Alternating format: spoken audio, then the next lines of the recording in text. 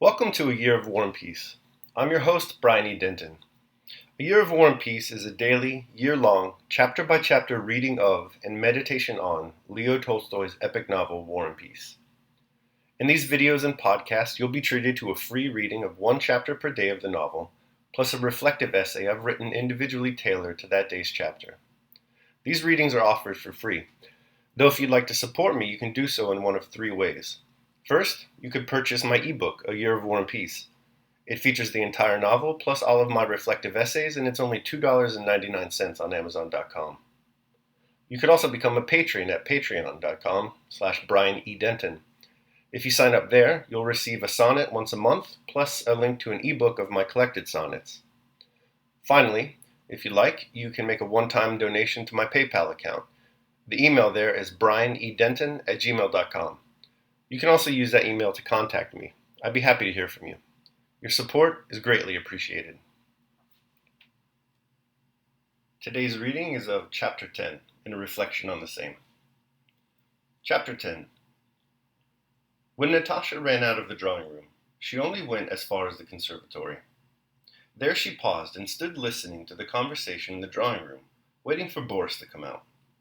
She was already growing impatient, and stamped her foot, ready to cry at this not coming at once, when she heard the young man's discreet steps approaching neither quickly nor slowly. At this, Natasha dashed swiftly among the flower tubs and hid there.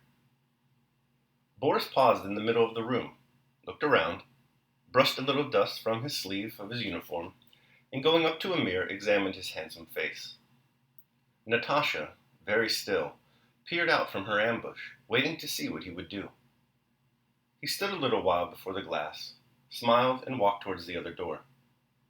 Natasha was about to call him, but changed her mind. Let him look for me, thought she. Hardly had Boris gone than Sonia, flushed, in tears, and muttering angrily, came in at the other door. Natasha checked her first impulse to run out to her, and remained in her hiding place watching, as under an invisible cap, to see what went on in the world. She was experiencing a new and peculiar pleasure. Sonia, muttering to herself, kept looking around toward the drawing-room door.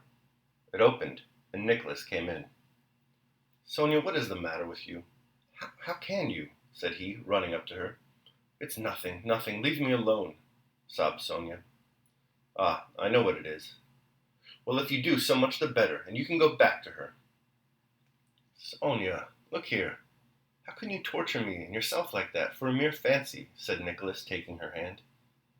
Sonia did not pull it away, and left off crying. Natasha, not stirring and scarcely breathing, watched from her ambush with sparkling eyes. "What will happen now?" thought she. "Sonia, what is anyone in the world to me? You alone are everything," said Nicholas, "and I will prove it to you." "I don't like you to talk like that."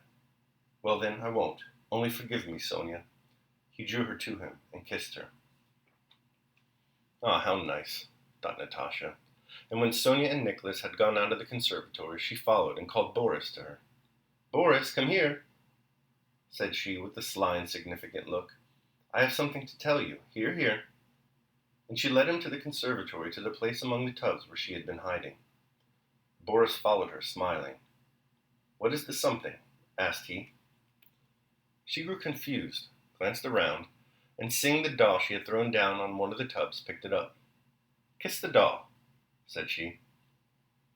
Boris looked attentively and kindly at her eager face, but did not reply. "Don't you want to?" "Well then, come here," said she, and went further in among the plants and threw down the doll. "Closer, closer," she whispered. She caught the young officer by his cuffs, and a look of solemnity and fear appeared on her flushed face. "And me? Would you like to kiss me?" she whispered almost inaudibly, glancing up at him from under her brows, smiling, and almost crying from excitement. Boris blushed. "How funny you are," he said, bending down to take her, and blushing still more, but he waited and did nothing. Suddenly, she jumped up onto a tub to be higher than he, embraced him so that both her slender bare arms clasped around his neck, and tossing back her hair, kissed him full on the lips. Then she slipped down among the flower pots to the other side of the tubs and stood hanging her head. "Natasha," he said, "you know that I love you, but—" "You are in love with me?" Natasha broke in. Yes, I am, but please don't let us do that. And another 4 years, then I will ask for your hand. Natasha considered. 13, 14, 15, 16. She counted on her slender little fingers. All right, then it's settled?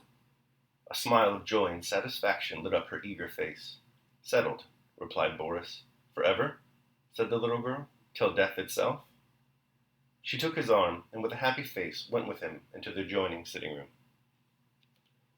All right, that concludes my reading of chapter 10. We'll now be reading the reflection on the same.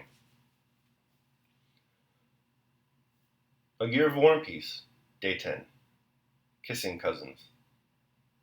Natasha awaits Boris in the conservatory.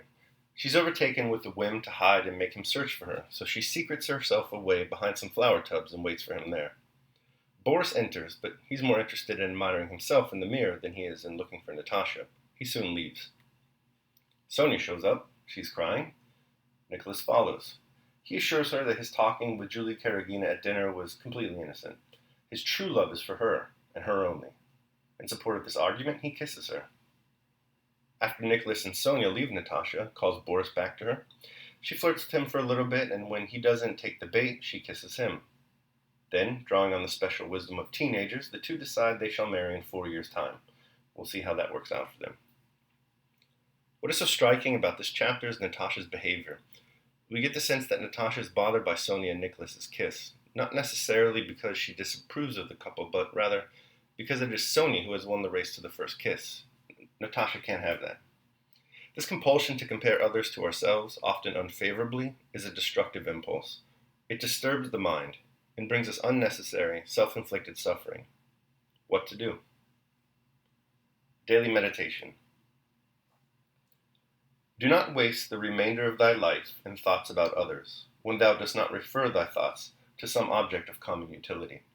For thou losest the opportunity of doing something else when thou hast such thoughts as these.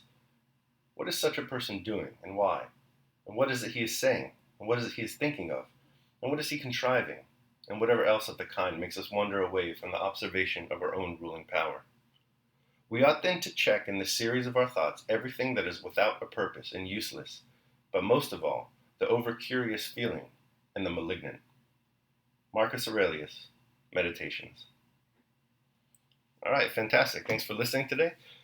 Remember that if you'd like to support me, you can do so either by purchasing the ebook, A Year of War and Peace, becoming a patron at patreon.com, or making a one-time donation at PayPal. The links to all that are below. Tomorrow we will be reading and reflecting on Chapter 11 of War and Peace. I hope you'll join me. Until then, take care of yourselves and of others.